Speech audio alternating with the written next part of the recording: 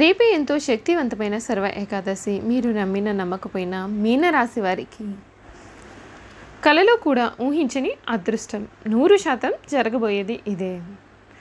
రేపు ఏకాదశి నుండి కూడా మీనరాశి వారి యొక్క జీవితంలో జరగబోయే మార్పులు ఏమిటి, వీరి జీవితం ఏ విధంగా మారబోతోంది, వీరికి ఎటువంటి అదృష్టం అనేది పట్టబోతోంది అనే విషయాలన్నింటి గురించి మనం ఇప్పుడు క్లియర్గా తెలుసుకుందాం. అంతకన్నా ముందుగా మీలో ఎవరైనా సరే కానీ కొత్తగా కనుక మన ఛానల్ని చూస్తున్నట్లయితే తప్పకుండా వీడియోని లైక్ చేయండి. తప్పకుండా మన ఛానల్ అయితే సబ్స్క్రైబ్ చేసుకోవడం మర్చిపోకండి. సబ్స్క్రైబ్ చేసుకోవడంతో పాటుగా పక్కనే ఉన్న బెల్ ఐకాన్లో ఆల్ని ట్యాప్ చేయండి. ఈ విధంగా చేయడం ద్వారా మేము పెట్టే ప్రతి వీడియో కూడా మీకు నోటిఫికేషన్ రూపంలో కనబడుతుంది. మీరు మిస్ కాకుండా మన వీడియోని చూడగలుగుతారు. ఇక వీడియోలోకి వెళ్ళిపోయి మీనరాశి వారి గురించి పూర్తి వివరాలు తెలుసుకుందాం. పూర్వభద్ర 4వ పాదం, ఉత్తరభద్ర 1, 2, 3, 4 పాదాలు మరియు రేవతి 1, 2, 3, 4 పాదాల్లో జన్మించిన వారు మీనరాశికి చెందుతారు. ఈ రాశి వారికి అధిపతి గురువు. రాశి చక్రంలో మీనరాశి చివరిది. మీనరాశిని శరీరాశి, ద్విస్వభావ రాశి, జలతత్వ రాశి అని పిలుస్తారు. మీనరాశి వారి వ్యక్తిగత సంపాదనకు జీవిత భాగస్వామి అదృష్టంతో తోడై మంచితనంతో ఆస్తులు ధనం సంపాదించుకుంటారు.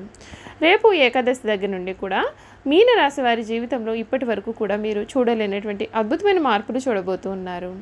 ఊహించని అదృష్టం మీకు పట్టబోతూ ఉందండి.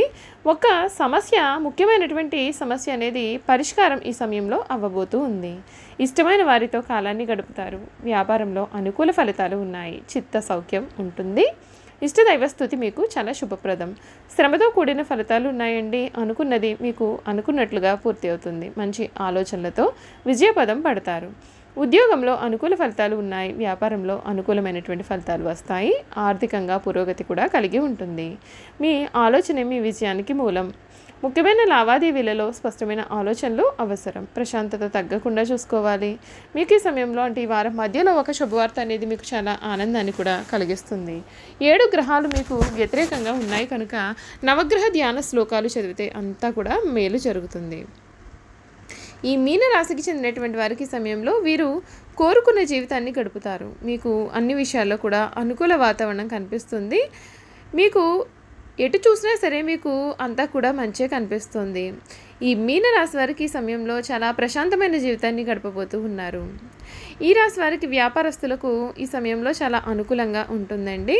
అంతేకాకుండా ఈ రాశికి చెందినటువంటి వారికి ఈ సమయం భాగస్వామ్య ఒప్పందాలకు చాలా అనుకూలంగా ఉన్నప్పటికీ వాటి విషయంలో కొంత జాగ్రత్త అయితే ఉండాలి. తొందరపడి తెలియనటువంటి వ్యక్తులతో ఈ రకంగా ఒప్పందాలు చేసుకుని ఇబ్బందులు పడకుండా జాగ్రత్తగా ఉండడం మేలు. ఈ సమయంలో గురువు దృష్టి 10వ ఇంటిపైన ఉండడం చేత వ్యాపారంలో అభివృద్ధితో పాటుగా పేరు ప్రతిష్టలు కూడా సంపాదిస్తారు. కొత్తగా వ్యాపారంలో పెట్టుబడి పెట్టాలి అని అనుకునేవారు లేదా చేస్తున్న వ్యాపారంలో అభివృద్ధి కొరకు పెట్టుబడి పెట్టాలి అని అనుకునేవారు కూడా ఈ సమయంలో పెట్టుబడి పెట్టడం మేలు. మీ యొక్క వ్యాపారాల్లో ఉండే వివాదాలు విజయం సాధిస్తారు. మిమ్మల్ని నష్టపరచాలని చూసేవారు ఈ సమయంలో వారికి నష్టం పోవడం కూడా జరుగుతుంది. ఈ రాశికి చెందినటువంటి వారికి ఈ సమయంలో కొత్త వ్యక్తులను కలుసుకోవడం, కొత్త ప్రదేశాలలో వ్యాపార అభివృద్ధికి మార్గం సుగం చేస్తారు. ఈ సమయంలో మీ యొక్క భాగస్వామ్యాల కారణంగా ఆర్థిక లాభాలు కలిగినప్పటికీ వారితో కొన్ని సమస్యలు కూడా మీకు ఏర్పడే అవకాశాలు ఉంటాయి. ముఖ్యంగా వ్యాపార భాగస్వామ్య విభజన విషయంలో కొన్ని సమస్యలు ఏర్పడే అవకాశాలు ఉంటాయి. న్యాయ సలహాల వలన కానీ లేదా మిత్రుల సహకారం వలన కానీ ఈ సమస్య మీకు పరిష్కారం కూడా అవుతుంది. ఈ సంవత్సరం అంతా కూడా శని గోచరం 12వ ఇంట్లో ఉండడం చేత వ్యాపార పరంగా కొన్ని సమస్యలు మీకు ఏర్పడేటటువంటి అవకాశాలు అయితే కనిపిస్తున్నాయి. ముఖ్యంగా మీరు విదేశాలతో కానీ దూర ప్రదేశంలో ఉన్న వ్యక్తులతో కానీ వ్యాపారం చేస్తూ ఉన్నట్లయితే దానిలో కొన్ని సమస్యలు వచ్చే అవకాశాలు కనిపిస్తున్నాయి. మీతో వ్యాపారం చేయాలి అని చూస్తున్నటువంటి వ్యక్తులు కానీ సంస్థలు కానీ వ్యాపారం ఆపేయాలి అని అనుకోవడం కానీ లేదా ఇతర ఎక్కువ డబ్బులు కోరడం కానీ జరగవచ్చు. అలాగే ఈ రాశి వారికి వ్యాపారానికి సంబంధించి పన్నుల రూపంలో కానీ అపరాధ రుసుము రూపంలో కానీ కొంత డబ్బు ప్రభుత్వానికి చెల్లించే అవకాశాలు కూడా కనబడుతున్నాయి. లేదా వ్యాపార వివాదాల పరిష్కారం ఉంటుంది కొరకు చెల్లించాల్సి వస్తుంది. ఈ సమయంలో తెలియని వ్యక్తులతో తెలియని సంస్థలతో లాభాలు కూడా వస్తున్నాయి కదా అని ఒప్పందాలు చేసుకోకుండా కొంచెం జాగ్రత్త పడడం చాలా మంచిది. అలాగే ఆర్థికపరమైన లావాదేవీల విషయంలో కూడా కొంచెం జాగ్రత్తగా ఉండాల్సి ఉంటుంది. ఈ సంవత్సరం అంతా కూడా రాహువు 1వ ఇంటిలో, కేతువు 7వ ఇంటిలో ఉండడం చేత వ్యాపారులు హెచ్చుతగ్గులు ఏర్పడడం లేదా వ్యాపార వివాదాల కారణంగా మనశ్శాంతి కోల్పోవడం కూడా జరగనుంది. చాలా వరకు సమస్యలు మీరు మొండిగా ప్రవర్తించడం లేదా ఎదుటి వ్యక్తులను తక్కువగా అంచనా వేయడం వలన వస్తాయి. 7వ ఇంట్లో కేతువు సంచారం కారణంగా వ్యాపారాలను అన్నీ బాగున్నప్పటికీ కూడా ఏదో ఒక విషయంగా అనవసర భయాలు ఏర్పడడం కూడా జరగబోతోంది. కానీ దాని కారణంగా ఒక్కొక్కసారి వ్యాపారంలో అభివృద్ధి కూడా కుంటుపడుతుంది. ఈ సమయంలో వీలైనంత వరకు కూడా ఎక్కువగా మిమ్మల్ని మీరు ఏదో ఒక పనిలో నిమగ్నులు అయ్యేలాగా చూసుకున్నట్లయితే ఈ చెడు ప్రభావం అనేది కొంతమేరకు తగ్గుతుంది. చూశారు కదండి, మీనరాశి వారి గురించి మనం పూర్తి విషయాలు తెలుసుకున్నాం కదా. ఇక వీరి గుణగణాలు ఏమిటి, వీరు చేయాల్సినటువంటి జాతకపరంగా ఉన్న పరిహారాల గురించి కూడా తెలుసుకుందాం. మీనరాశి వారు వివాదరహితమైన జీవితం కావాలని అనుకుంటూ ఉంటారు. కానీ సొంత వారి వలన గొడవలు, ఇతరులతో మనస్పర్ధలు ఏర్పడతాయి. విజయానికి దైవానుగ్రహమే కారణమని విశ్వసిస్తారు. సువర్ణ ఆభరణాలు తనఖా పెట్టడం అని అర్థమవుతుంది. భద్రత విషయంలో జాగ్రత్త వహించాలి. ఆలస్యంగా అయినా సరే అదృష్టం మిమ్మల్ని వరిస్తుంది. మీనరాశి వారు చూడడానికి ఆవేశపరులుగా కనిపిస్తారు. కానీ వీరికి దుష్టబుద్ధి ఏమాత్రము కూడా ఉండదు. వీరికి ఎవరిపైనైనా కోపం వస్తే వారిలో వారే బాధపడతారు. కానీ వారి మీద కక్ష మాత్రము తీర్చుకోరు.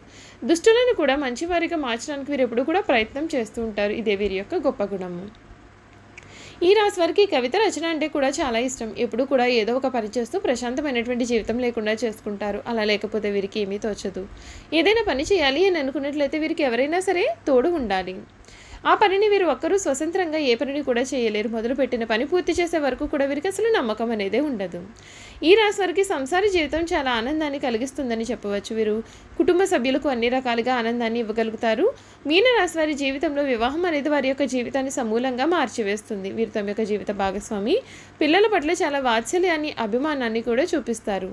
ఈ రాశి వారు అనేక విషయాల్లో మానసిక ఆందోళన చెందుతూ ఉంటారు. శారీరకంగా చాలా దృఢంగా ఉన్నప్పటికీ పనులు చేయడంలో వీరు చాలా కంగారు పడుతూ ఉంటారు. పనులు ఎక్కువగా తొందరగా చేయడం వలన వీరు చాలా అలసిపోతూ ఉంటారు. ఈ మీనరాశికి చెందినటువంటి వారి సమయంలో కొన్ని జాతకపరమైన పరిహారాలను పాటించాలండి. మీనరాశి వారు ఏకముఖి రుద్రాక్ష ధరించడం వలన శుభ ఫలితాలు పొందుతారు. పూర్వభద్ర నక్షత్రం వారు పంచముఖి రుద్రాక్ష, ఉత్తరాభద్ర నక్షత్రం వారు సప్తముఖి రుద్రాక్ష ధరించాలి. రేవతి నక్షత్రం వారు శత్రుముఖి రుద్రాక్షను ధరిస్తే వీరికి అంతా కూడా మేలు కలుగుతుందనే చెప్పాలి. ఈ మీనరాశికి కలిసి వచ్చే రంగులు ఎరుపు, పింక్ మరియు క్రీమ్. వీరు ఎరుపు రంగు వస్త్రాలను ధరించడం మూలంగా చేపట్టిన పనులు వేగంగా సాగుతాయి. మీనరాశి వారి అదృష్ట సంఖ్యలు 1, 3 మరియు 4. అయితే 5, 6 మాత్రం అశుభ అంకెలుగా పరిగణింపబడతాయి. మీనరాశి వారిపైన బృహస్పతి గ్రహ ప్రభావం ఉండడం చేత గురువారం కలిసి వచ్చే రోజుగా ఉంటుంది. ఈ రోజున తలపెట్టిన పనులు అన్నీ కూడా విజయవంతంగా పూర్తి అవుతాయి. దీంతో పాటుగా సోమవారం మరియు మంగళవారం కూడా అదృష్ట రోజులే కాగా బుధవారం అశుభ దినం. ఈ రోజున నూతన కార్యక్రమాలు చేపట్టకపోవడం మేలు.